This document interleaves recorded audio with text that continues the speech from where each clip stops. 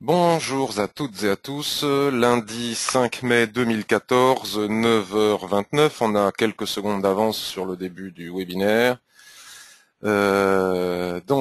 Bonjour à tous, je disais merci beaucoup de votre fidélité, j'apprécie énormément ce rendez-vous parce que j'apprécie énormément de pouvoir avoir ce petit moment de communication ensemble, même si ça reste très limité par le temps et le fait qu'il n'y a que moi qui ai la parole. Donc une question qui m'a été posée avant de démarrer la revue de marché. J'aurais aimé savoir la raison du choix d'utiliser un RSI 21 plutôt qu'un RSI 14. Donc je disais que je vous recommandais la lecture du livre de Tammy Cabage, enfin j'écorche son nom, hein, L'art du trading, vous tapez dans Google ou Amazon, vous tomberez dessus. Pour moi c'est un excellent bouquin dans lequel, comme souvent dans tous les livres, on pourrait enlever 2 tiers du livre de blabla, mais il y a un tiers qui est vraiment extrêmement pertinent sur l'utilisation du RSI 21. Et franchement, on pourrait trader qu'avec le RSI 21, qui s'associe relativement bien à Ishimoku. Parfois, il est redondant, mais il donne une indication supplémentaire. Donc, vous avez sur le forum qui est associé au site, vous avez une mine. Il faut juste apprendre à le fouiller, hein, à chercher dans tous les sens, à tout explorer, et vous trouverez ici Ishimoku et RSI 21, avec Angle 40 qui a relancé le forum, le post. Donc vous voyez, il y a 9 pages qui ont été écrites sur le RSI 21 Ishimoku, donc n'hésitez pas à aller. C'est un peu décousu, mais comme dans tous les forums, hein, il y a des vidéos, il y a les références au bouquin dont je viens de vous parler, il y a vraiment beaucoup de choses. Je profite du fait que l'on soit sur le forum pour répondre à une autre question et je remercie MoCH, un des membres qui nous a donné la réponse dont je m'étais pas aperçu non plus. On nous disait qu'il ne serait pas inutile, comme sur la plupart des forums, d'avoir les derniers posts qui apparaissent et non les premiers. Donc lorsque vous êtes sur une file comme ça, vous avez en bas du forum trié par date, trié par croissant, vous cliquez décroissant, allez hop, ça y est, le tour est joué, vous avez les derniers messages qui apparaissent et non plus les premiers comme sur la plupart des forums. Donc pour ceux qui découvrent ce forum est associé au site que j'ai créé, Ishimoku Kinkoyo, où vous avez le blog, la partie formation, les témoignages. D'ailleurs, si les revues de marché vous plaisent, si le site vous plaît, si le travail vous plaît, vous pouvez l'écrire en cliquant ici, ça fait toujours plaisir et puis ça rassure les gens qui débarquent et qui sont fatigués des sites et des forums de charlatans. Et puis moi ça me fait plaisir. Vous pouvez vous inscrire à la newsletter, vous cliquez ici, vous tombez sur le forum que je viens de vous montrer. Ici vous avez des tutos gratuits, vous faites défiler, vous avez toute la liste des derniers billets, hein, comme ça vous n'êtes pas obligé d'aller les chercher bien loin. La possibilité de me suivre sur Twitter, sur Facebook, plein de vidéos Ishimoku, mais bon, il va falloir que je mette la chaîne là, YouTube, sur laquelle je mets, bon voilà, vous avez des liens, enfin il faut l'explorer le site. Voilà, et je suis complètement débordé par le temps, j'ai un peu du mal à... Et là, j'aimerais bien sur le forum pouvoir mettre un menu qui renvoie vers les liens, vers les menus du blog. Mais bon, je suis vraiment pris par le temps. Donc demain, très important, demain je reçois un monsieur chez moi à Bordeaux qui prend l'avion exprès. Donc ça, je le fais habituellement par Internet, hein, via le même logiciel qu'on est en train d'utiliser ici, mais des fois, il y a des personnes qui aiment me rencontrer. Donc demain matin, je fais du coaching Ishimoku avec un monsieur, donc je ne serai pas disponible pour faire une revue de marché. Donc il n'y aura pas de revue de marché demain matin. D'accord? Pas de revue de marché demain matin. Voilà, je vais me faire engueuler demain en disant oui, je me suis connecté. Bon. Revenons au trading. Alors, ce que je vous disais en début avant d'enregistrer, c'est que j'aimerais bien pouvoir proposer des signaux en s'appuyant sur des tendances fortes dont je suis nostalgique, hein, où on prenait facilement ou relativement facilement des centaines de pips. Et là, franchement, c'est hyper difficile. Depuis 2 mois, en tout cas, je ne sais pas vous, mais moi, je trouve ça difficile. De toute manière, le trading, c'est relativement facile. Ça ne l'est jamais vraiment, mais c'est relativement facile quand il y a des tendances. Quand il n'y en a pas, on peut pas s'installer, quoi. On peut pas s'installer et il n'y a pas de tendance. Donc, je ne pense pas que ce soit moi qui soit mauvais. Je pense qu'il n'y a réellement pas de tendance. Bon, après, s'il n'y a pas de tendance et que je ne suis pas très bon, forcément, Ça complique la situation, mais je pense pas que le problème vienne de là, bien qu'on soit, il faille toujours se remettre en question. Donc on va démarrer par l'euro USD. Donc je suis un peu déçu, hein, bon voilà, faut faire avec, hein. De toute façon le marché il est ce qu'il est et il faut s'y adapter. Parce qu'on a eu une batterie donc on n'a pas de tendance depuis un certain temps. On a eu une batterie de statistiques hyper importantes. On a d'abord eu la BCE, après on a eu plein de statistiques américaines, on a eu le NFP, on a eu le PIB. Et je pensais vraiment, en tout cas j'espérais que ça allait décaler, qu'on allait se déséquilibrer, que le marché allait sortir de son équilibre et qu'on allait avoir enfin des cassures franches sur lesquelles s'installer pour swinger, pour faire du swing trading. Puisque pour ceux qui me suivent ici sur cette revue de marché pour la première fois, je cherche des signaux à partir du H4. Bon, sur le H1, M15, M5, on en a plein tous les jours, mais bon, ce n'est pas mon choix. Donc de temps en temps, j'en prends quand même par impatience et lassitude, mais je cherche des signaux sur à partir du H4. Bien. Donc l'euro USD a dû en piéger plus d'un, encore une fois, vendredi dernier, un typique des NFP, hein, je l'ai dit, je l'ai redit, je l'ai redit, attention au NFP. Le NFP est une statistique qui crée beaucoup de volatilité et qui piège les traders, les plus confirmés, donc imaginez les débutants. Donc vendredi, nous étions ici, avant le NFP, si je dis pas de bêtises, ou en tout cas par ici, et nous avons eu cette chute brutale là, avec cette bougie rouge. On s'est appuyé sur cette droite de tendance, d'où l'importance de toujours tracer des droites de tendance, de chercher à en tracer toujours, hein. On ne sait jamais. La logique, lorsque l'on est dans un range, je le dis tous les jours, donc vous allez vous dire, mais il dit n'importe quoi. La logique, lorsque l'on est dans un range, quand il n'y a pas de tendance, je ne vais pas recommencer puisque je donne pas des cours Ishimoku ici. Quand les nuages sont à plat comme ça et twistent sans arrêt, avec la Kijun au milieu, c'est-à-dire qu'il n'y a pas de tendance, on est en pure dérive latérale, comme vous pouvez l'observer, et on n'arrive plus à faire de plus haut et on n'arrive plus à faire de plus bas. Donc il n'y a pas de tendance, c'est ce qu'on appelle un range. La logique, c'est que lorsqu'on tape en bas, on va chercher le haut, lorsqu'on tape en haut, on va chercher le bas, et ainsi de suite, jusqu'à ce que le marché décide à un moment ou un autre, pour une raison ou pour une autre, souvent avec un catalyseur macroéconomique, de casser le range soit par le haut, soit par le bas, et cela déclenche en général au moins un morceau de tendance sur lequel s'appuyer pour pouvoir trader. Donc en attendant d'en sortir, soit on attend et on ne fait rien, soit on trade le range. Moi j'aime le trader avec les soulèvements et les ressorts. Donc là on a un magnifique ressort qui nous permet de rentrer en position, et quand on a des soulèvements, comme je vous le montrerai tout à l'heure sur le Dow Jones, on peut shorter. Ou alors on attend et on ne fait rien. Ou alors à l'intérieur d'un range H4, il y a forcément une tendance M15. Donc à ce moment-là, on constate quelles sont c'est relativement facile. On voit qu'ici on a une résistance, ici on a un support, ensuite on bascule sur un TF plus court, mais ce n'est pas ce que je fais, mais je vous le montre quand même. Donc sur le M15 par exemple maintenant, et vous voyez bien, même si c'est chaotique, hein, vous voyez bien par exemple ici que le range en H4 provoque une tendance M15 sur laquelle on peut s'appuyer toujours de la même manière avec les règles de l'Ishimoku, et quand on arrive en haut, on change notre fusil d'épaule. Bref.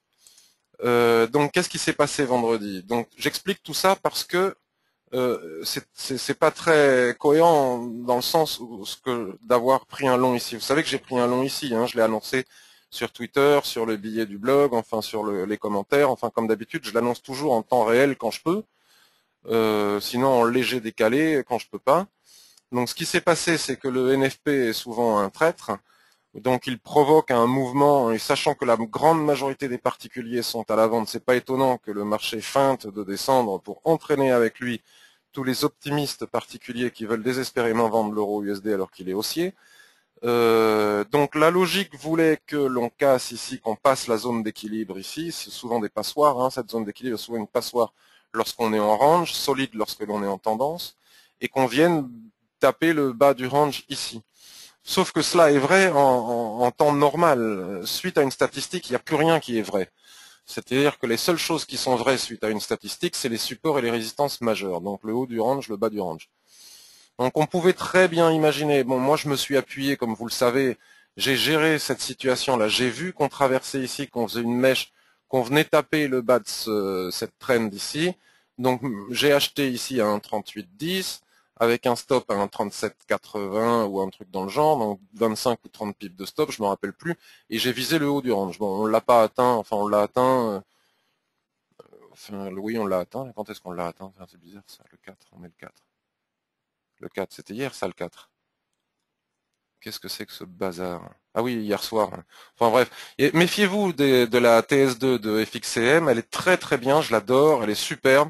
Mais souvent, les lundis matins, après les week-ends, il y a des bougies fantômes partout, hein, donc faut faire attention. C'est pour ça que je suis suspicieux là, parce qu'il y a des bougies fantômes de temps en temps, parfois, puis après elles disparaissent et tout revient dans l'ordre. Bon, c'est comme ça. Donc je me suis appuyé sur cette droite, j'ai mesuré avec les chandeliers japonais, comme vous savez que j'aime le faire, j'ai vu avec les lignes de chandeliers japonais que ici, sur cette zone, on avait des structures de retournement sur le M15. Donc je suis entré long, j'ai visé le haut, je suis pas arrivé tout à fait en haut. Je voulais rester en over week-end, comme je l'ai indiqué sur mon dernier billet, hein, vous pourrez le voir. Et puis finalement, je suis sorti vendredi, j'ai pris 30 ou 35 pips, je me souviens plus exactement. Bien. Donc tout ça, c'est du passé, on s'en fout. Donc ce qui est important maintenant, c'est de savoir qu'est-ce que l'on fait. Donc quand même, il faut quand même reconnaître, donc je vais prendre du temps un peu sur l'euro USD, puisque une fois que j'aurai raconté mon histoire sur l'euro USD, vous verrez que tout le reste est pareil. Donc, quand je dis qu'il n'y a pas de tendance, il y a, entendons-nous bien, on a quand même une magnifique tendance depuis les 1,20. Sauf que les 1,20, c'était avant, c'était il y a longtemps. Et ça ne monte pas très vite. Et là, maintenant, on est dans une sorte de configuration dans ce genre, comme ça, vous voyez. Il faut absolument sortir. Donc, il est évident que la tendance est haussière sur l'euro USD, vous voyez, avec Kijun, là, sur le weekly, qui soutient à la perfection les prix. Donc tout repli sur Kijun pourrait être mis à profit pour prendre un long, ou lorsque l'on cassera cette zone. Et en attendant, il n'y a vraiment rien à faire. Hein, on est sur des niveaux de résistance majeurs dans une tendance haussière, mais ces niveaux de résistance majeurs empêchent la progression de la tendance. Vous voyez, sur le mensuel, on a une belle petite tendance ici, dans une tendance de fond qui est baissière, hein, ne l'oublions pas. Mais enfin, voilà, on s'appuie sur cette tendance haussière, et là, on arrive sur le haut de la SSB ici. Il faut casser pour pouvoir aller chercher les 1,42 que l'on attend depuis maintenant 2 mois. Donc, bon, j'exagère à peine, mais c'est pas loin de cela. En attendant, on est dans cette dérive latérale parfaite visible sur le H4. Ici, on a notre niveau de SSB mensuel que l'on a tracé. Donc, si on casse les 1,38, 1,39, bon, il faut pas oublier ces petits hauts là. La sagesse voudrait, je l'ai déjà dit toute la semaine dernière, et donc cette situation me fait répéter sans arrêt la même chose, puisqu'il n'y a pas de nouveauté. La sagesse voudrait que l'on attende de casser la résistance majeure, bon, non pas en mensuel, mais au moins en journalier, hein, qu'on la franchisse en journalier, on verra à la fin du mois si elle est cassée ou pas, qu'on la franchisse en journalier, qu'on attende un pullback, parce qu'en général le marché fait systématiquement, enfin dans de très nombreux cas, un pullback sur la ligne cassée qui revient tester, et à ce moment-là on pourrait prendre un long pour aller chercher les 1,42. Ça c'est la sagesse. Maintenant, si on est impatient, on est agressif, on en a marre d'attendre, etc., on peut rentrer long. Là, si on casse, en intraday, on a des signaux. Là, en intraday, sur le M15, le H1, si on casse les 1,39, on va chercher les 1,39,50, etc. Si on casse par le bas, on l'a vu la semaine dernière, mais pour le moment on n'y est pas, mais on peut quand même en parler. Si on casse par le bas, Shinku commence à avoir de l'espace, ce qui n'était pas le cas tant qu'elle était ici, elle était bloquée par les prix et les droites de l'Ishimoku. Là, vous voyez qu'elle n'a plus aucun obstacle. Donc si on casse par le bas, elle va se retrouver plus ou moins par là, et elle aura un peu d'espace pour aller chercher les 1,3750, voire les 1,3720. Bon, en attendant, tout cela n'est que de la science-fiction, puisque tant qu'on reste dans ce range, on peut rien dire, quoi. Hein. Donc en intraday, toujours pareil, vous voyez, ça ne casse pas. Hein. Donc si on fait des soulèvements, on peut shorter et viser le bas. Si on fait des ressorts, on peut prendre des longs et viser le haut. Jusqu'au jour où ça ne marchera pas. Si vous ne l'avez pas du tout fait depuis le début du range et que vous décidez de le faire ici, ne m'en voulez pas si ça ne marche pas, puisque tôt ou tard ça casse. Mais en attendant que ça casse, tant qu'on le fait, ça gagne. On peut continuer à prolonger cette droite ici comme ça, éventuellement, ça peut être amusant. Voilà, donc si on casse cette zone, là, si on casse la droite, on peut venir chercher des petits pips, hein, 38,15, on peut venir chercher un 37,90, vous voyez, on peut faire du très court terme, mais moi ça je ne le fais pas.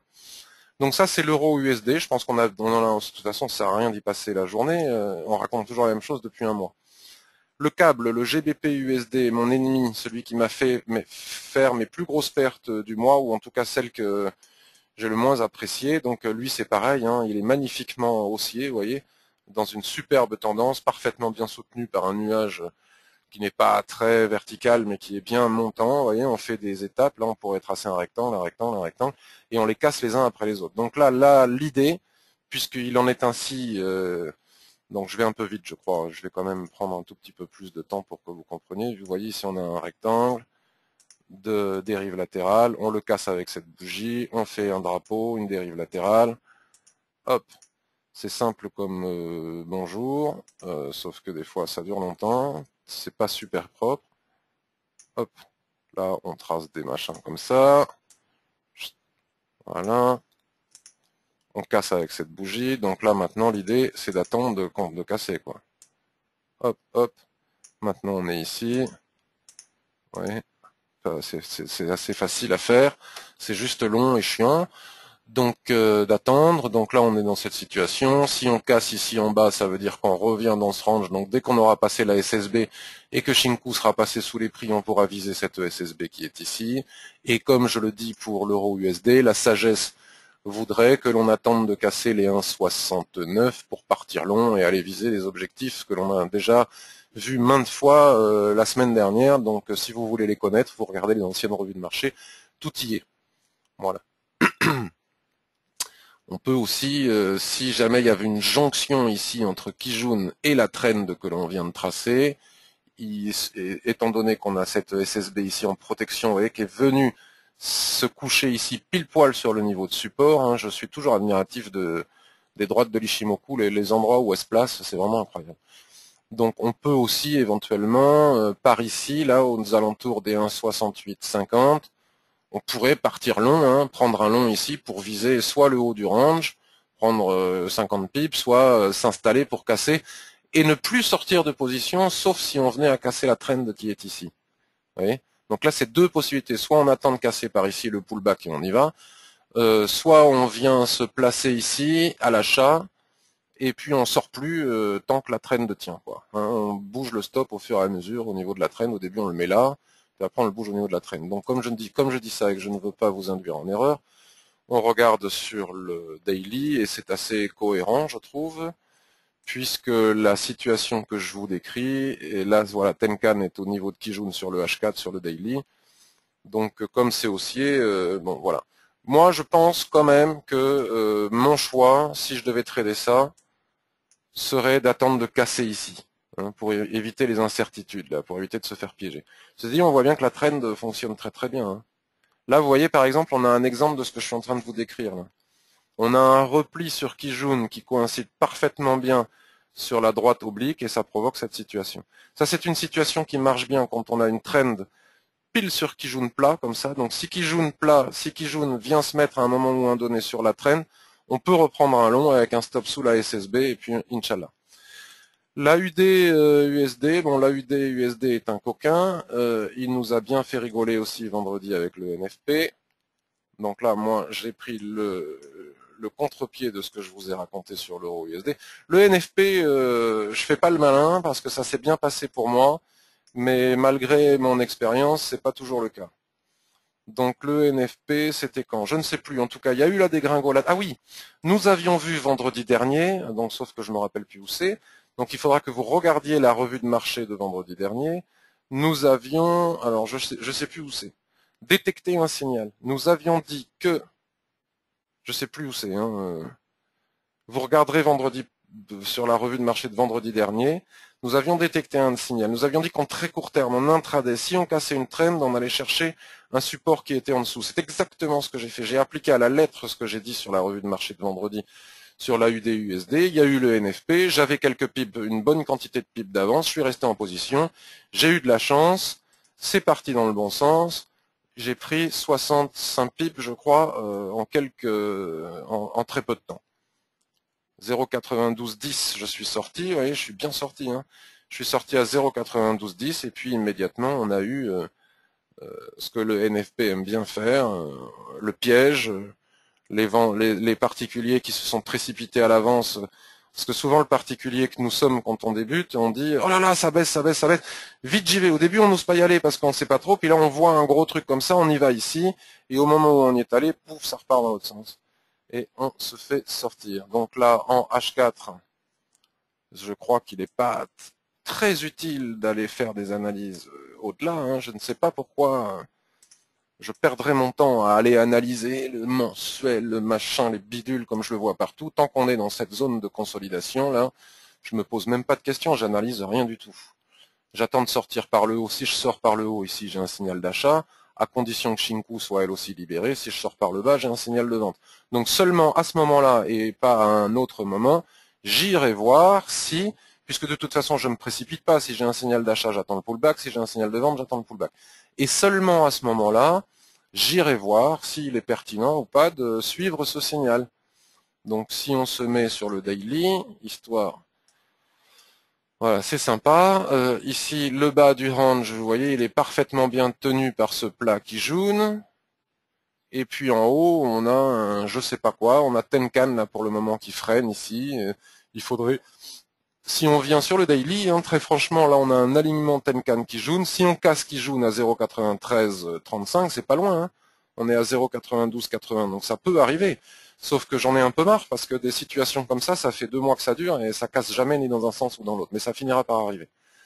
Donc vous voyez, on serait passé au-dessus de ce plat SSB, on passe au-dessus de la Kijun ici à 0,9335.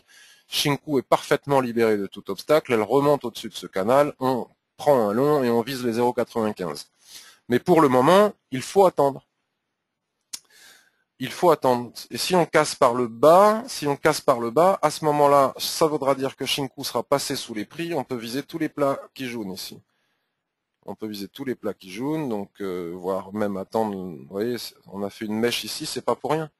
La mèche, elle est au niveau de ce plat qui jaune. Donc, attendre de casser les 0,91-85, on va dire. Et puis bon, on verra à ce moment-là. C'est ce que je vous disais. Hein. Pourquoi se prendre la tête maintenant, hein, on a autre chose à faire que de se prendre la tête sur des hypothèses qui pourraient arriver, mais qui n'arriveront pas. On verra quand ça arrivera. Voilà. La seule chose que l'on voit, c'est qu'à l'achat, c'est plus facile. Si ce n'est que c'est un peu difficile quand même. Excusez-moi. C'est un peu difficile quand même parce que j'ai le souvenir que sur le weekly, mon histoire, elle est vite limitée par cette zone. Donc AUD USD, pour le moment, moi je mets de côté, c'est pas clair, j'aime pas. NZD USD, très joli. NZD très, très joli, hein, dans une tendance voilà, dérive latérale, il se passe rien. Hein, c'est l'ennui absolu. Et puis d'un seul coup, on sort de cette zone ici. Alors c'est assez sympa. C'est assez sympa à regarder et à mon avis c'est peut-être plus facile à trader que l'AUD NZD. Voilà. Donc NZD USD, je suis sur le graphique journalier. On voit qu'ici nous avions ce que je vous disais, hein, notre dérive latérale, pim pim pim pim pim. Ça ne cassait pas, ça ne cassait pas. Vous voyez ce que je vous raconte souvent. Ça casse, on fait un pullback, on achète, on va chercher les plus hauts. Voilà. Et donc cette résistance devient un support, vous voyez, qui marche bien. Mais pour autant, on est quand même un peu mieux que dans ce genre de situation où ça se passe au milieu du nuage, parce qu'on reste au-dessus du nuage, donc c'est une consolidation qui est plus haussière, on va dire, où les probabilités de sortir par le haut sont assez importantes. Donc tant que vous voyez là, une fois qu'on a cassé ici, le trading c'est toujours pareil, on casse un niveau, on fait de la dérive. Et ensuite on attend de casser le niveau. Bon, sauf que des fois là, on casse un minuscule niveau, on fait 3 pips et on dérive. C'est un peu l'ennui du moment. Donc là, il est très clair que si on repasse ici en bas, on ne fait rien puisque Shinku sera limité. Elle est où? Par la Kijun. Si elle casse Kijun, si elle casse ici, on peut viser des plus bas ici, mais c'est pas hyper simple. Par contre, si on casse par le haut les 0,87, on a un signal d'achat très clair. Sur le H4, donc hein, je ne donne pas de signaux, vous êtes seul responsable de vos actes en trading. Si je dis un truc, vous faites comme moi et que vous perdez, vous le faites en... Bon, on fera attention à 0,8742. C'est pas difficile, il suffit d'être patient. Et c'est une technique qui marche bien. Si on casse ce niveau, 0,87, on va chercher les 0,8741 qui sont le plus haut qu'on voit ici sur le H4 qui n'est qu'une mèche ici. Et puis on a notre signal d'achat. Donc c'est pas difficile, hein. Vous tracez votre rectangle au niveau des supports et des résistances. Ces rectangles, c'est hyper facile. Il n'y a pas de plus bas, pas de plus haut. Vous attendez que ça sorte. Quand ça sorte, vous tradez. Éventuellement sur pullback, ça peut éviter les fausses cassures. Donc la seule chose que l'on vérifie, si c'est quelque chose nous en empêche sur les TF supérieurs, rien. On aura notre objectif ici, vous voyez. Bon, il monte pas très fort le NZD USD puisque voilà. Vous voyez, c'est pas mal déjà. Puisqu'on peut pas faire de swing, on se contente d'intraday. On voit bien que c'est un plus haut, un plus haut de chez plus haut sur le mensuel. Donc on va pas s'amuser à viser beaucoup plus haut. Une fois qu'on aura cassé cette droite, on aura pu, on verra, on tracera des canaux et on verra jusqu'où on peut aller. Mais pour le moment, ça sert à rien de spéculer sur où pourrions-nous aller. Si ça cassait, on n'en sait rien. Donc vous voyez, c'est pas compliqué. Si on casse 0,87 en clôture, donc on peut le faire dans de l'intraday, on peut le faire sur du H1. Je vous montre la procédure. Attendez, je regarde un truc. Qu'est-ce qu'on a là? Ouais, là on a des résistances partout, donc voilà. On est sur le H1. Vous avez tracé vos droites telles que je viens de vous le montrer sur le H4. Si vous cassez ici 0,87, admettons 0,8715, on place un stop dessous, on ira le mettre grâce à M15. Bon, tout ça, je l'explique dans mes tutos et dans mes formations, je ne vais pas le faire maintenant. On va chercher les 0,8740, on reste en position, on met le stop à 0 éventuellement si on a peur de là, ou pas, et on va chercher ensuite les 0,8788. Donc, il y a de l'intraday à faire ici, et pour faciliter la tâche, vous gérerez vos stops sur le M15, enfin, vous gérerez. Si je le faisais, je gérerais mon stop sur le M15. Si on casse ici, vous verrez que Kijun va monter et elle nous donnera un niveau de support pour placer notre stop. USD CHF, c'est la même chose que Euro USD.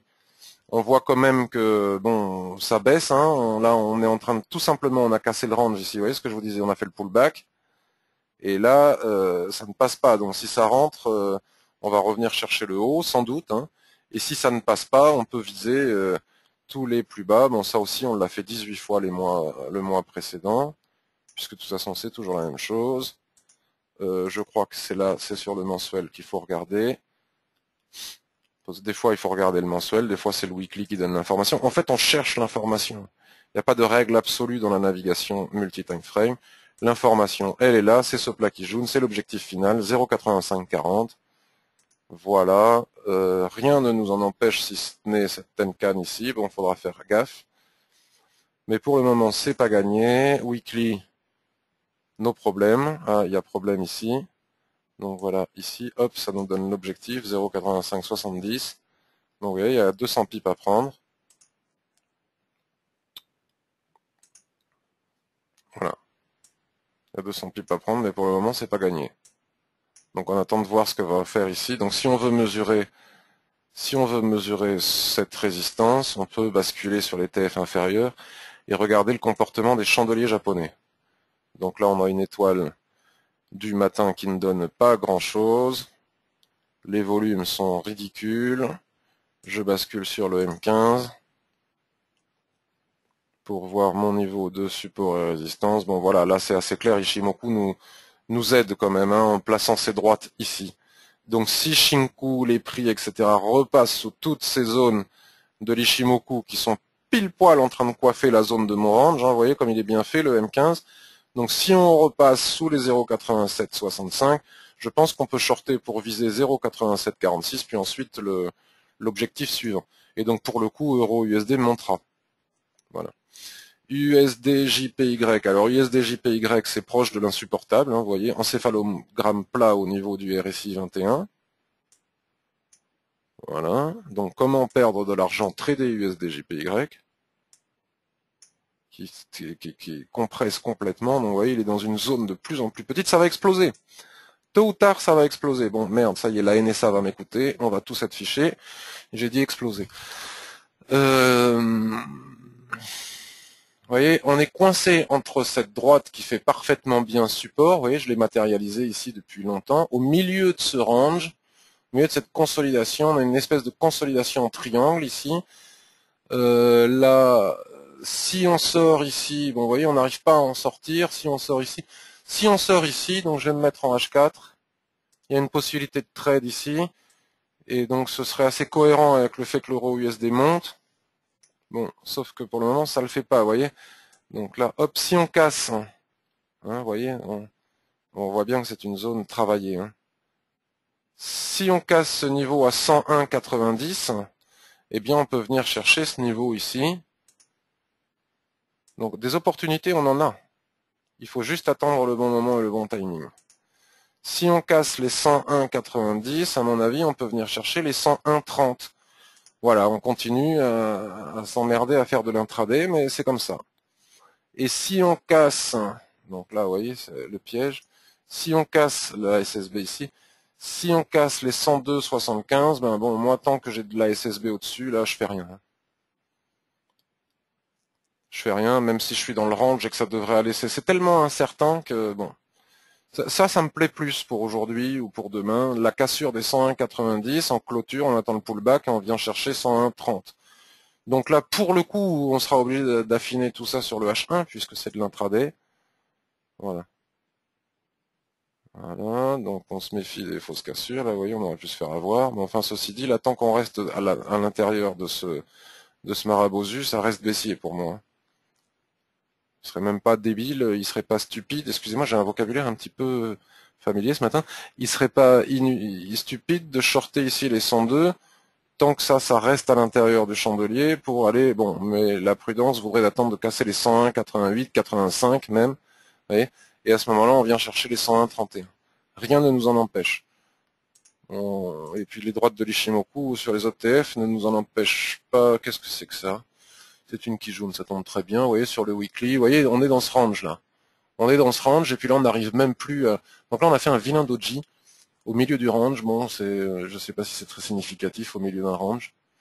En tout cas, vous voyez, si on repasserait sous Kijun qui est en train de monter, et vous voyez, j'ai fixé cet objectif, voilà, qui est au-dessus de tout ce plat Kijun, puisqu'il n'y a que lorsque Kijun cassera ici qu'on aura vraiment un signal baissier sur l'USD JPY. Je vous invite à aller voir le mensuel, il est très parlant.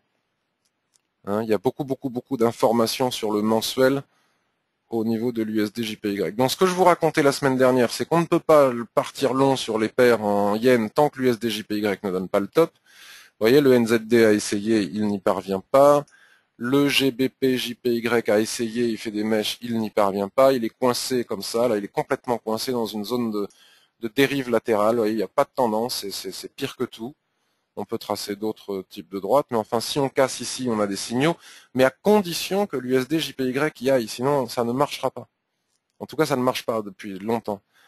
Par contre, si l'USD JPY casse par le bas, bon, il faudra voir. Euro JPY, qu'est-ce que vous voulez que je vous raconte? Si ce n'est ce que l'on voit, c'est-à-dire rien. Voilà. Des nuages complètement plats, aucune tendance. Les gens qui débutent ne doivent même pas savoir ce que c'est qu'une tendance. Je crois qu'ils en ont jamais vu depuis 2 mois, puisque n'en a plus. Alors, US30, donc moi je suis rentré sur l'US30, sur le Dow Jones. Bon, ben, je vais vous raconter très rapidement la petite histoire que je vous raconte depuis un moment. L'US30, je ne sais pas pourquoi celui-là, à chaque fois je le supprime, il revient. L'US30, on va le mettre en petit. Donc le Dow Jones est extrêmement haussier, hein, vous voyez, c'est haussier. Et puis par moment, comme il est très haut et qu'il bat des records historiques, il se met en dérive latérale. Donc vous voyez la différence entre Ishimoku en dérive latérale et en tendance. En tendance, les droites de l'Ishimoku soutiennent parfaitement bien les prix. La première d'entre elles, Kijun, et en soutien en dessous, le nuage qui s'oriente parfaitement bien.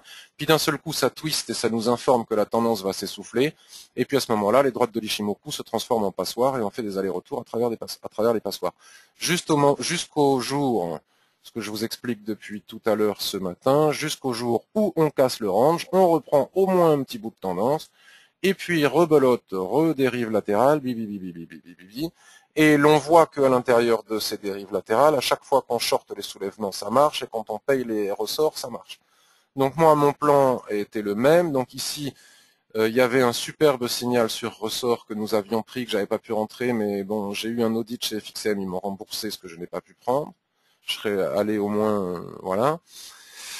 Bon, vous voyez, c'est allé jusqu'en haut, hein, en ligne droite, et regardez, les droites de l'Ishimoku n'ont même pas offert un petit peu de résistance. Ça ne veut pas dire qu'elles vont pas le faire, hein. Regardez, ici, elles l'ont fait. Donc moi, l'idée que je l'avais, ici, nous avons eu notre soulèvement, on est reparti en bas. Donc moi, mon idée, je ne sais pas si ça marchera, puisque tôt ou tard, on finit toujours par casser le range. Donc j'aurai pas de chance si on casse le range maintenant que je suis rentré, mais ceci dit, ça fait partie des risques. L'avantage avec un bon money management dans le trading range, c'est que les supports et les stops sont extrêmement, et les objectifs sont extrêmement faciles à placer. On voit bien que là, le stop, c'est au-dessus de cette mèche, et là, le stop, c'est au-dessus de cette mèche, même si je l'ai déjà baissé un petit peu. Donc, je zoome. J'ai bien eu mon soulèvement. Hop. J'ai shorté tel que je l'annonce depuis des jours et des jours. Voilà, ça marche super, ça marche pas, tant pis. Et je vise le bas. Donc, je vise 500 pips. Peut-être que quand j'arriverai au milieu, je transpirerai les aisselles et que je me dirai je prends une partie des bénéfices ou allez, j'ai peur de tenir jusqu'en bas et je prendrai mes bénéfices. J'en sais rien, mais enfin, j'aimerais bien avoir le courage de tenir jusqu'ici. Ça me ferait plaisir. Voilà, donc le DAX, c'est un petit peu plus long aujourd'hui, hein, puisqu'on reprend une semaine. Voilà, le DAX. Ai-je vraiment besoin de commenter? Tendance haussière, toujours ce que l'on raconte. C'est facile, Ishimoku. Tendance haussière, poum. Twist, et puis il n'y a plus de tendance. Et puis il n'y a plus de tendance. Voilà. Voilà. Bon, c'est pas propre, hein, mais c'est soit rectangle, soit triangle, hein, de toute façon. Et puis on voit bien le RSI 21 qui fait des allers-retours incessants entre sa zone de neutralité. La zone de neutralité du RSI, c'est égal aux nuages et à Kijun qui sont ici. C'est l'équilibre. Et donc, quand on se déséquilibre à l'achat, quand on se déséquilibre, on vend. Quand on est en tendance et qu'on vient taper, puisque j'en parle jamais du RSI et que vous me posez la question, je vous le dis, lorsque l'on est en range, ben on fait des allers-retours. La même chose que ce que l'on trace sur le graphique, on peut le tracer. Bon, ben là, c'est du triangle. Donc, on peut le tracer sur le RSI en général. Ça coïncide. Voilà. Voilà. Et quand ça sort dans un sens ou dans l'autre, ça donne un signal. Quand c'est rectangle, eh bien, c'est rectangle. Hop. Et on attend que ça casse dans un sens ou dans l'autre. Quand on est en tendance, c'est tout à fait différent. Voilà. Mince, c'est pas ça qu'il faut faire. Donc voilà, hein, tout ça, je l'explique en détail dans mes formations. Je ne veux pas vous inciter à faire une formation, mais enfin, si vous voulez apprendre plus vite, je peux tout vous expliquer lors de mes formations. Et quand on est en tendance, c'est tout à fait différent. La zone de neutralité devient un support important dans une tendance haussière. À chaque fois qu'on tape la zone de neutralité, on rebondit. Zone de neutralité, on rebondit. Et donc, on pourrait trader que comme ça. Ça casse dans l'autre sens. Et là, on rentre en consolidation latérale. Donc, c'est pour ça que ça casse dans un sens et dans l'autre. Donc là, voilà, pas de commentaire. Hein. Si on casse ici, c'est achat. Si on casse ici, c'est vente. Et en attendant, ben, je ne sais pas. Le CAC 40, ben, c'est pareil. Donc, vous voyez les bougies fantômes dont je vous parlais, là, c'est très chiant. Bon, sur les indices, elles ne disparaissent pas. Sur le Forex, ça disparaît. Donc, ça influe pas sur les plus hauts et les plus bas, sur la position des droites, puisque les droites sont calculées sur les plus hauts et les plus bas, les moyennes des plus hauts et des plus bas sur 26 ou 9 périodes. Par contre, ça influe sur la longueur des droites. Et c'est pas complètement anodin, parce qu'à force de nous en mettre partout, on a des droites qui sont anormalement longues. Et comme la longueur d'une plate Kijun ou SSB nous indique aussi sa force en tant que support et résistance, c'est un peu embêtant, mais enfin, c'est pas dramatique. Donc le CAC 40, c'est pareil. Moi, j'attends toujours de casser les 4500 pour aller chercher les 4800. Et en attendant, on est dans cette dérive. Voilà, mais voilà. Donc l'US dollar index FXM résume bien la situation de toutes les paires en dollars. Hein, vous voyez, coincé entre la SSB ici et ce niveau de Kijun ici, dans une zone de dérive latérale. AUD, NZD, donc toujours pareil. Hein, on avait notre soulèvement ici, on pouvait vendre, on vise le bas. Ici, on est venu traverser les droites de l'Ishimoku comme dans du leurre, comme à chaque fois lorsqu'il y a du range, jusqu'au jour où ça ne marche pas, puisqu'on peut faire une rotation partielle et repartir par le haut. Mais c'est pas anormal, ça n'a rien à voir avec les droites de l'Ishimoku. Là, on fait un petit pullback, voilà, il va tôt ou tard, on peut aller chercher des signaux sur le H4 pour se placer à la vente et venir chercher les 1,0537. Il reste encore 200 pips à prendre. USD4, je le regarde, mais j'aime pas l'USD4 parce que je n'aime pas le pétrole. Donc comme j'aime pas le pétrole, j'aime pas les paires en CAD, et la dernière fois que j'en ai tradé une, c'était la semaine dernière, Euro4, j'ai perdu 35 pips. Bon, qu'est-ce qu'il y a à voir là-dessus? Bon, non, allez, je perds pas de temps là-dessus. On va aller voir le gold. Le gold, c'est pas inintéressant ce qui est en train de se passer. Regardez, nous étions dans la zone de dérive que l'on avait vue déjà sur le long terme. Et puis là, on attend depuis pratiquement le 15 avril. Donc ça fait plus de 15 jours maintenant qu'on attend de sortir de ce rectangle. Et le marché, on dirait qu'il a envie aujourd'hui d'en sortir. Vous voyez.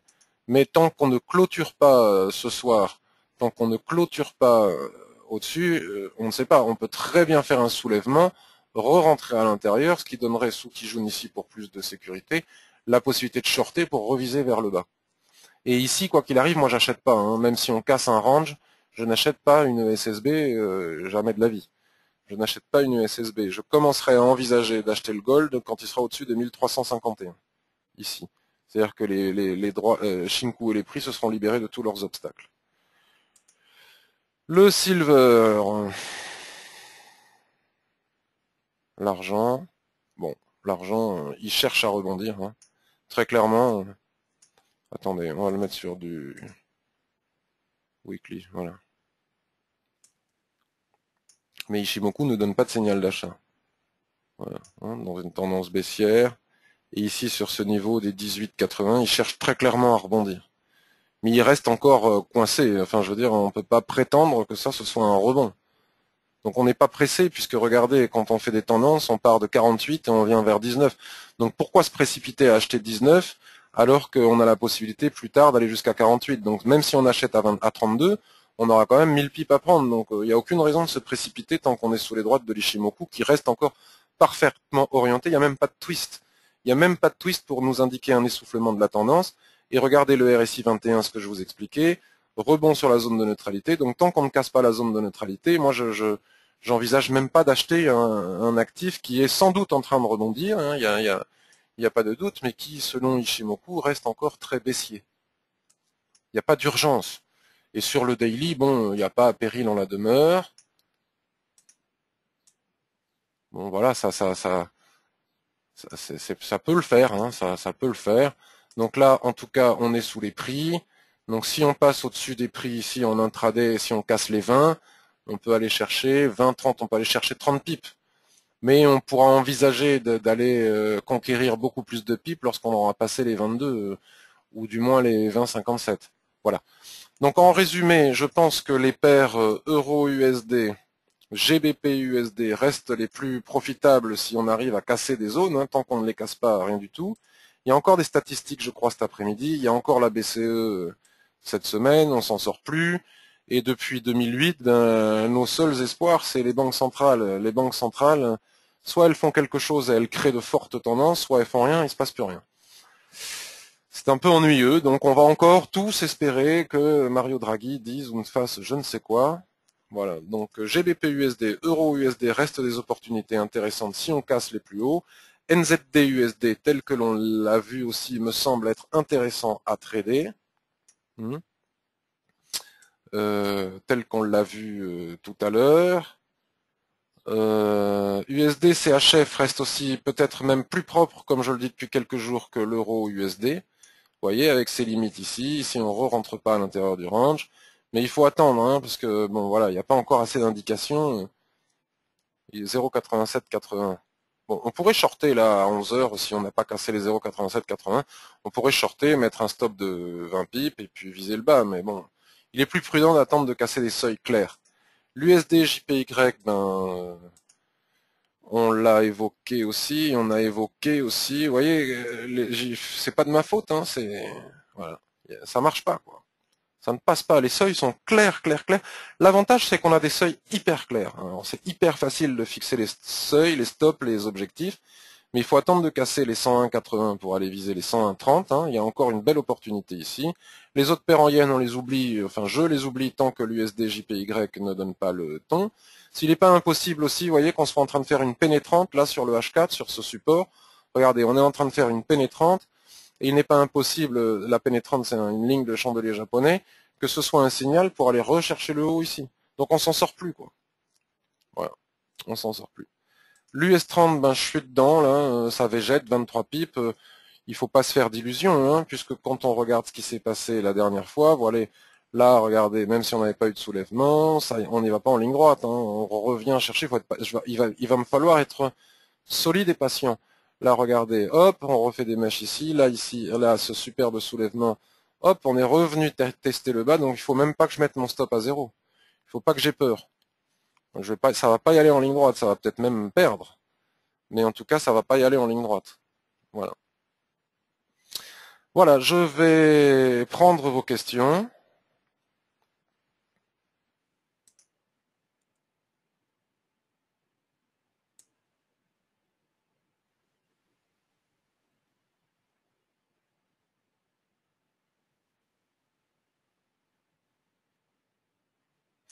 Le forum rame pas mal ces derniers temps. Alors, ça fait au moins, tu es la deuxième personne à me le dire, mais moi, il rame pas du tout. Alors, pourquoi est-ce qu'il rame chez certains et chez d'autres? De toute façon, je suis sur un truc gratuit là sur le forum et je dois passer à un truc payant. Le problème, c'est que je prends des trucs payants dans tous les sens et je commence à avoir de sacrés frais par mois. Mais je dois passer à un truc payant avec un nom de domaine et à mon avis, ça va faciliter. Le problème, c'est que j'ai pas le temps de m'en occuper. Dès que j'ai le temps de m'en occuper, je vais regarder. Donc ce qu'il faut faire avec ce genre de forum, c'est vider le cache de votre navigateur. Peut-être que ça ira mieux. Et puis sinon, je vais essayer de comprendre pourquoi est-ce que ça rame chez certains. Voilà. Jacques nous dit aussi sur le forum, c'est très intéressant que vous alliez voir le journal de Jacques, c'est Trias 7, je crois, Trias, son pseudo. Il a un superbe tableau de suivi qui indique les ranges, les tendances, etc. Et donc, il indique bien que tout est en range. Donc, il faut être patient. Ils ne vont pas changer de logiciel chez FXCM. Tu as des infos à ce sujet. Écoute, j'en ai entendu parler, mais on m'a demandé de le garder secret. Donc, je le garde secret. Mais je vois que vous avez des infos puisque vous êtes plusieurs à en parler. Je pense que la TS2 que l'on utilise restera, mais qu'il y a des probabilités pour qu'il passe aussi qui donne la possibilité de passer sur des plateformes d'un autre type. Tu as fait exactement la même chose que moi sur l'AUD USD, super, donc 65 pips. Bravo Yvon. Pourquoi est-il mieux de toujours attendre un pullback avant d'entrer en position? C'est pas que c'est mieux. Lorsque l'on connaît les bases de l'Ishimoku, la formation proposée à 65 € est-elle suffisante? Oui, tout à fait, oui. Surtout la trading live. Si tu connais la théorie de l'Ishimoku, tu peux faire la trading live. Mais si tu as des questions sur les pullbacks, tu peux, je pense, faire les deux, même la théorie. Donc, tu regarderas sur les témoignages, les gens sont très satisfaits de cette formation. Puis franchement, pour 65 €, c'est perdre un trade de 65 pips à 1 euro. Hein, donc ça coûte moins cher de la faire que de réalimenter son compte sans arrêt parfois. Voilà. Alors un pullback parce que c'est pas que ce soit mieux. C'est une question de money management. Alors je vais pas faire un cours de money management maintenant, mais à toute vitesse. À toute vitesse. Euro USD. Admettons qu'ici tu n'aies pas de résistance, donc avec des si. Donc voilà, admettons que tu attendes la cassure du range. Enfin admettons que on est à 1,3885, 1,39. Ouais, on va mettre une résistance au hasard. Enfin d'ailleurs c'est même pas du hasard, c'est assez réel, à 1,3940. Ok. Donc quand on rentre en position, il faut impérativement, selon moi, avoir un stop qui soit 2 fois moins important que l'objectif que l'on va chercher. Si on ne fait pas ça, on finit par cramer son compte. C'est une conviction, même si on n'est pas obligé d'être d'accord avec moi. Donc on cherche toujours un ratio de 2 pour 1. Donc si tu as une cassure, hop, du range ici, puisqu'on rentre toujours et uniquement et exclusivement en clôture. Si tu as une cassure du range ici, tu es à 1,3885. Tu as une cassure du range à 1,3920. D'accord? Tu vas mettre ton stop sous le range à 1,3880. Donc un 39,20, tu as 40 pips de stop. Et tu peux atteindre au maximum, on a dit, et tu peux atteindre 20 pips au maximum. Donc tu as 40 pips de stop pour 20 pips d'objectif. C'est-à-dire que tu as un ratio de 2 pour 1 à l'envers. Il faut que ce soit le contraire. Il faut que tu aies 20 pips de stop pour le double de machin.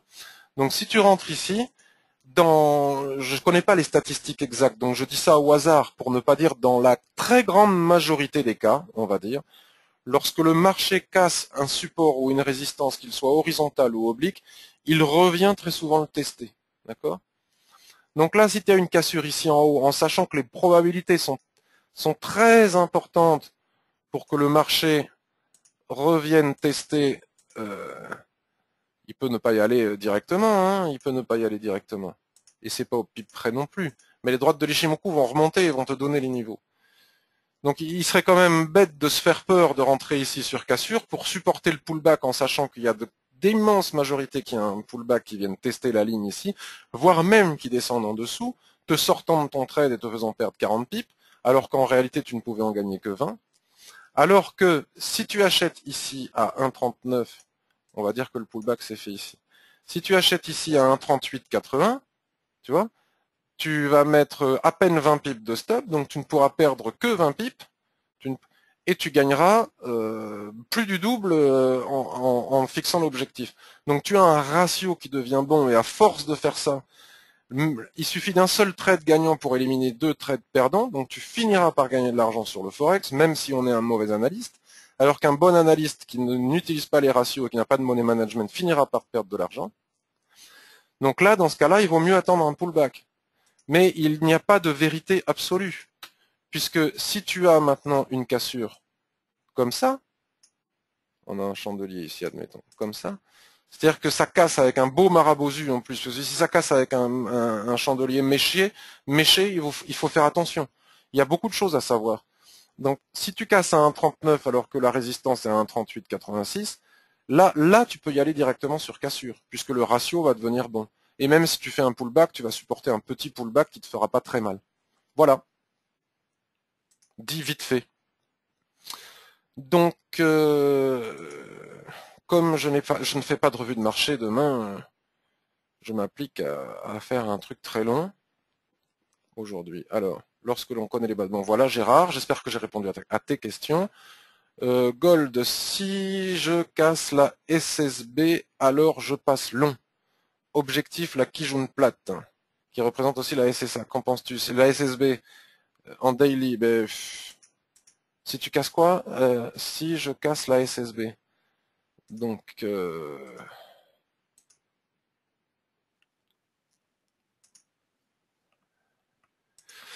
gold. Oui, en daily, tu casses en daily. Oui. Donc, tu attends ce soir. De toute façon, tu attends la clôture. On est bien d'accord. Oui, tu vises la Kijun, mais la Tenkan. C'est fort une Tenkan, même si elle n'est pas plate. Oui, oui, parce qu'elle n'est pas plate. Donc, c'est vrai que ce niveau, il faut prendre le plat. Mais bon, c'est risqué, quoi. Tu prends. Oui, pourquoi pas. Moi, c'est le genre de trade que je ne fais pas puisque je prends des trades où j'essaye de prendre des trades où j'ai une forte probabilité de succès. Donc si je rentre en position, même avec une Tenkan verticale, donc qui est moins forte qu'une Tenkan plate, mais que va devoir rencontrer Shinku sur le chemin de mon objectif, j'y vais pas parce que les probabilités ici sont amoindries par cette situation. Sont amoindries par cette situation. J'ai encore ce niveau là qui est pas cassé, j'ai encore un niveau ici. Moi non, il y a trop de probabilités que ça ne marche pas. Mais ça peut marcher, hein. Après, les gens me disent, ah oui, mais nanana, ça a marché. Ben oui, j'explique comment je fais. Là, j'ai pas assez de probabilité de réussite, quoi. J'ai beaucoup de probabilité d'échec. Donc, je vais pas prendre le risque. Voilà.